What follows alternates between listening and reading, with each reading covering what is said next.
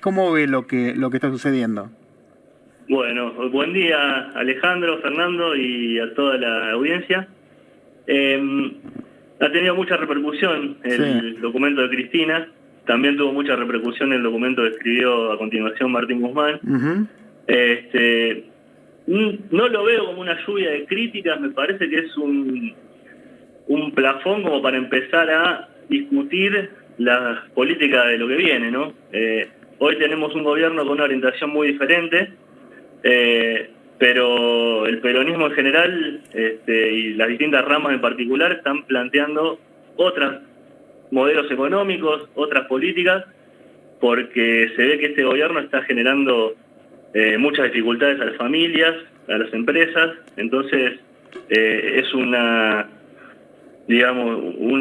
actividad que tiene que hacer el peronismo, esto de discutir lo que se hizo y proponer algo nuevo, ¿no? Uh-huh. Entonces lo veo como un paso adelante, más allá de que sigan abiertas algunas heridas, algunas discusiones que vienen de hace varios años, ¿no? Sí, para entender, sobre todo los que no somos especialistas en economía, lo que se le está diciendo sobre lo que del endilgan es: hubo crecimiento, pero no hubo redistribución. A Martín Guzmán le dicen esto. ¿Esto fue efectivamente así? ¿Había dólares, había crecimiento, pero los dólares se fumaron? Y es una situación difícil de evaluar. ¿Por qué? Porque a los 2-3 meses de empezar el gobierno nos enfrentamos con una pandemia que era inédita para la política económica argentina.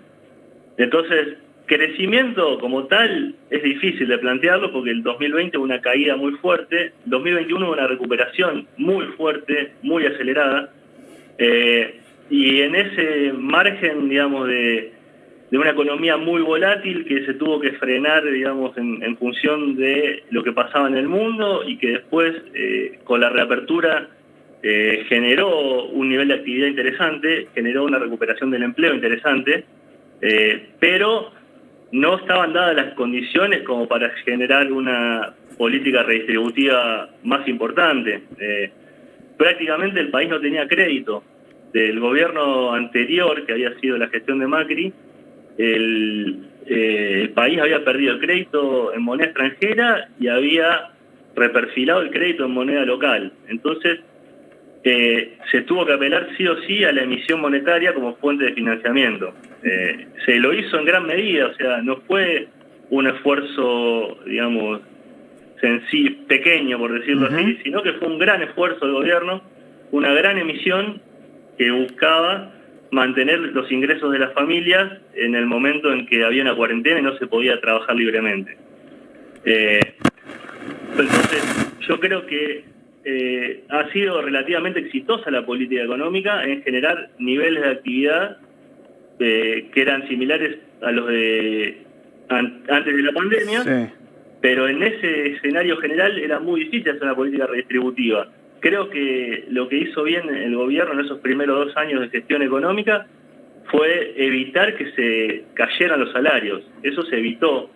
Realmente en los salarios formales se ve más claro que en los informales. Los informales pueden haberse resentido un poquito, pero hasta 2022 aproximadamente los salarios no se habían resentido, no habían perdido contra la inflación, por lo menos no en una escala como la que se vio a partir del último año y medio. Sí, ahora le va a saludar Fernando Meaños, el especialista en economía, pero lo que se escucha y las críticas al Banco Central es había dólares y los dólares se despilfarraron, no se sentaron arriba de las reservas para cuidarlas. ¿Esto fue así? ¿Faltó ahí un cuidado de las reservas?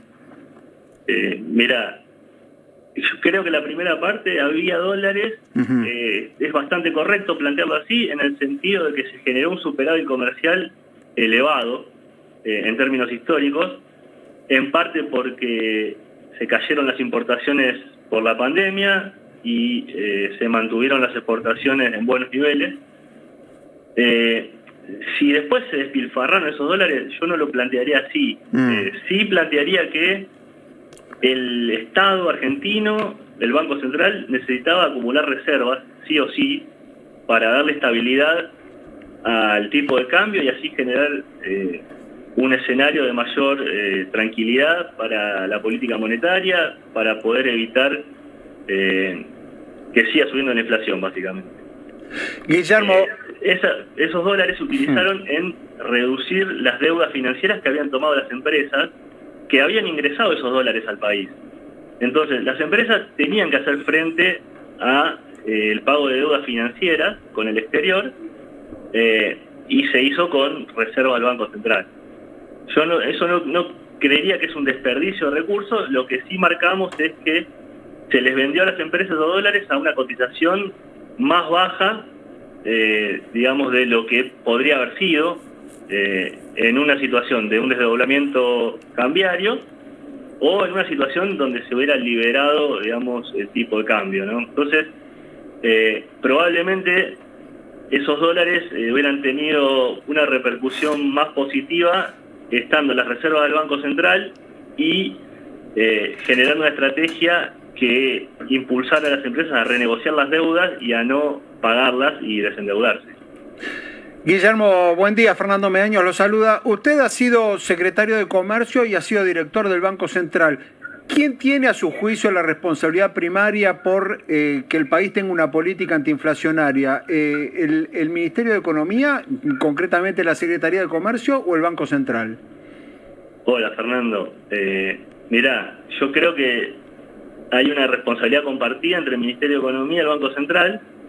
Ahora, la Secretaría de Comercio, como una secretaría dentro del Ministerio, es poco lo que puede hacer si la macroeconomía no la ayuda, ¿no? Uh-huh. Necesita por lo menos algunos lineamientos macroeconómicos que le den la posibilidad de trabajar y sin tener que extremar medidas. O sea, vamos a ponerlo muy sencillo. Si uno está emitiendo 10 puntos de producto porque hay una pandemia, porque hay una crisis o por lo que sea, y eso lo hace durante mucho tiempo, por más que el secretario de Comercio esté todos los días llamando a todas las empresas y amenazándolos y poniendo multas, la cuestión pasa por un descalibramiento macro, ¿no? Entonces, tiene un rol que jugar la Secretaría de Comercio, tiene un rol que jugar más que nada en los acuerdos de precios, tiene un rol que jugar en la habilitación de los pagos,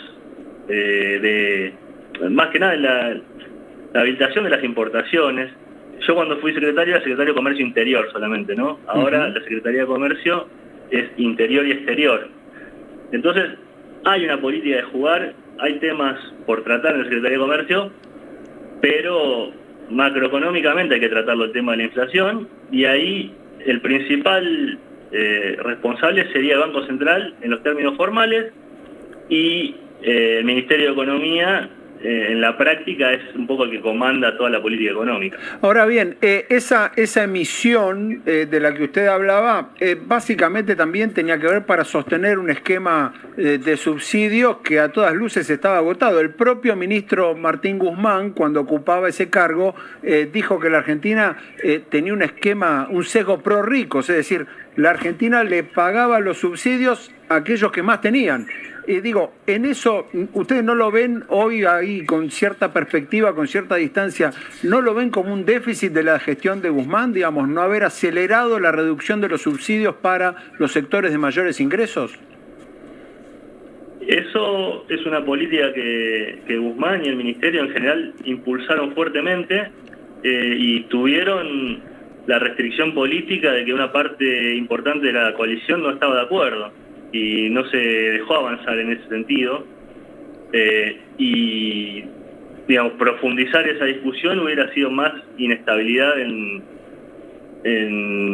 la alianza gobernante, que igualmente después terminó peleándose, ¿no? Pero por un lado se planteó desde bien iniciado el gobierno que había que reducir los subsidios, especialmente a la energía y especialmente a los sectores más acomodados.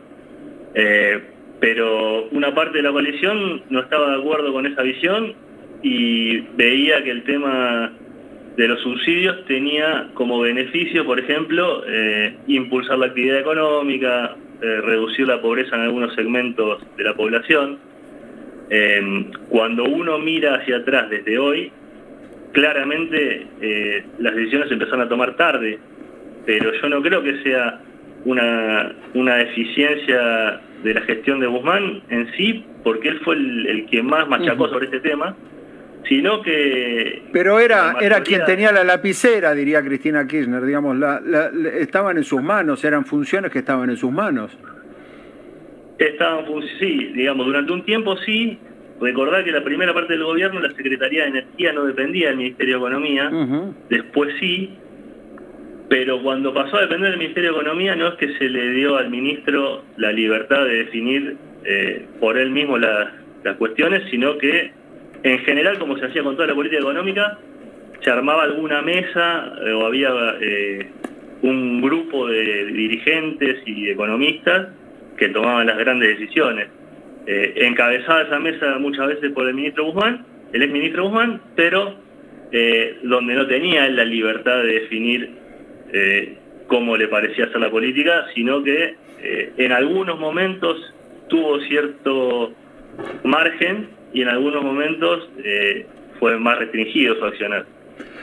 Por último, Guillermo, le quiero traer un punto del documento, casi más que un artículo, es realmente un documento, lo que publicó el otro día el exministro Guzmán, proponiendo volver a la Carta Orgánica del Banco Central del 2012, es decir, restringiendo la posibilidad de que el Banco Central emita para cubrir al Tesoro, algo que a lo largo de su gestión se ha utilizado muchísimo y mucho más allá de la pandemia, digamos, porque cuando ya la urgencia máxima de la pandemia había pasado, la economía había vuelto a crecer, se siguió emitiendo. Y después de que Guzmán dejó su cargo, mucho más. ¿Cómo es esto de que ahora que ya no está en el cargo, dice que habría que ser un poco más moderado e incluso ponerlo a través de una ley, como es la Carta Orgánica del Central, ser más moderado para la emisión?